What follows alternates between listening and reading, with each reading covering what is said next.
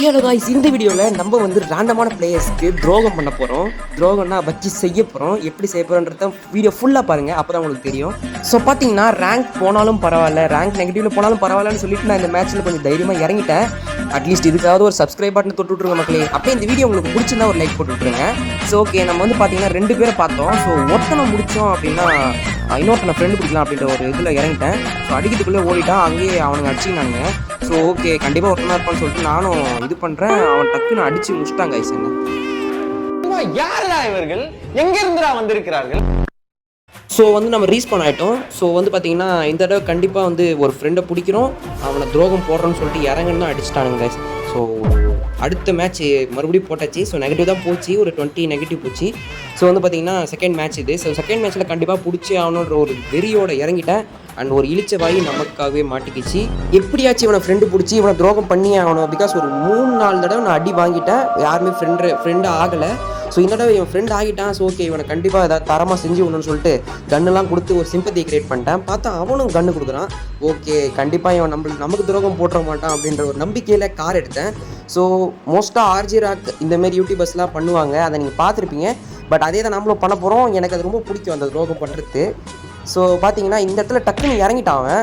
அவ்வளோதான், கண்டிப்பாக கண்டுபிடிச்சிட்டான். ஏன்னா நிறைய பேர் பார்த்துருப்பாங்க. பட் இந்த தடவை எப்படியா கன்வின்ஸ் பண்ணி அவனை கூட்டின்னு வந்தாச்சு. பிகாஸ் அங்கே எனிமி நிறைய பேர் இருக்காங்க. ஸோ அதனால் அந்த பையன் போல் பயந்து வந்துட்டான். ஸோ இந்த பள்ளத்தாக்கில் தள்ளி விட்டு டக்கு நம்ம குதிச்சிட்டோம்.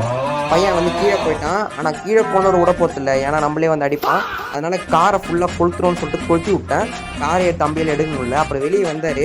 சரி ஓகே, இவன் உயிரோட விடக்கூடாதுன்னு சொல்லிட்டு மொத்தமாக முடிச்சு விடலாம் அப்படின்ற மாரி மேலே இருந்து சுட்டு காலி பண்ணிட்டேன். அவரை காலி பண்ணி ஒரு துரோகம் மூமெண்ட்டை போட்டாச்சு கைஸ். ஸோ ஃபஸ்ட்டு ஒரு துரோகம் மூமெண்ட் போட்டாச்சு. ஸோ செகண்ட் வந்து மறுபடியும் இறங்கத்துக்குள்ளே அடிச்சிட்டானுங்க. சரி ஓகேன்னு சொல்லிட்டு ரீஸ்பான் ஆனோம். பீக்கில் இறங்கலாம். பீக்கில் வந்து கண்டிப்பாக நிறைய எனிமிஸ் இருப்பாங்க தான். ஒரு எனிமியை பார்த்தேன். ஸோ இவனை எப்படியா ஃப்ரெண்டு பிடிக்கலாம்னு சொல்லிட்டு இறங்க தான் அடிச்சிட்டாங்க கைஸ். இன்னும் ஒன் டைம் நம்ம வந்து துரோக மூமெண்ட் போடலாம், ஆனால் வித்தியாசமாக துரோக மூமெண்ட் பண்ணணும் அப்படின்ற மாதிரி ஸோ பிளான் பண்ணேன். மறுபடியும் இறங்கினேன். பார்த்தா எனிமி ஒருத்த உட்காந்துக்கிறான், சிரிப்பாக உட்காந்துருந்தான். சரி ஓகேன்னு சொல்லிட்டு நானும் பாப்பான்னு சொல்கிறேன், பார்க்கவே இல்லை. அப்போ டக்குன்னு அடிச்சிட்டான். நானும் பயன்ட்டேன். அப்புறம் ஃப்ரெண்ட் ஆகிட்டாங்க இவனும். ஸோ இவனுக்கு வந்து வேறு மாதிரி துரோக மூமெண்ட் பண்ணணும் அப்படின்ற மாரி நினச்சேன். பட் அது வேறு மாதிரி போய் முடிஞ்சிடுச்சு. ஸோ அது என்னன்றதை பாருங்கள். ஃபஸ்ட்டு வந்து என்ன பண்ணேன், அது அவன் அடித்ததுனால அவன் வந்து எனக்கு மெடிக்கிட்லாம் கொடுத்தான். ஃபஸ்ட்டு வந்தவன் வந்து கன்று கொடுத்தான், இவன் வந்து மெடிக்கிட் கொடுத்தான். என்கிட்டையும் சூப்பர் மெடிலாம் இருந்துச்சு. ஸோ அதெல்லாம் கொடுத்தேன். பயபுல நம்பிட்டான். ஸோ வந்து பார்த்தீங்கன்னா இந்த நேரத்தில் நான் மெடிக்கிட் போட்டிருப்பேன், பக்கத்தில் அவனே வந்து உட்காந்துட்டான். ஸோ ஓகே, கண்டிப்பாக அடிச்சிடலான்னு சொல்லிட்டு நானும் 2 அடி அடிச்சிட்டேன். எனக்கே கஷ்டமாக தான் இருந்துச்சு, இருந்தாலும் ஒரு ஃபன் என்டர்டெயின்மெண்ட்டுக்காக தான். ஸோ மேலே வந்து அவன் எமோஜிலாம் போட ஆரம்பிச்சிட்டான். கண்டிப்பாக ரொம்ப காஞ்சிட்டு இருப்பான்.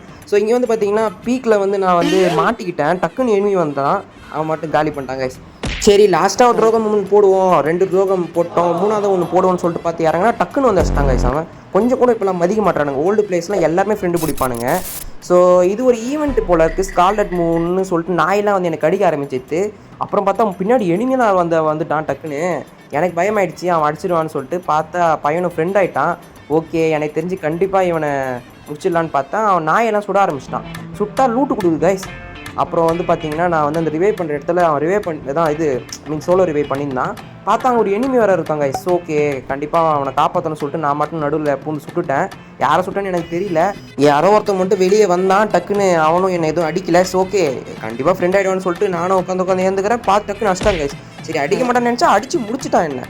சரி ஓகே, இவனுக்கு கண்டிப்பாக துரோகம் மூமெண்ட் போட்டானோ, ஆனால் வெறித்தனமான ஒரு துரோகம் மூமெண்ட் போடணும்னு நினச்சின்னு தான் வந்தேன்.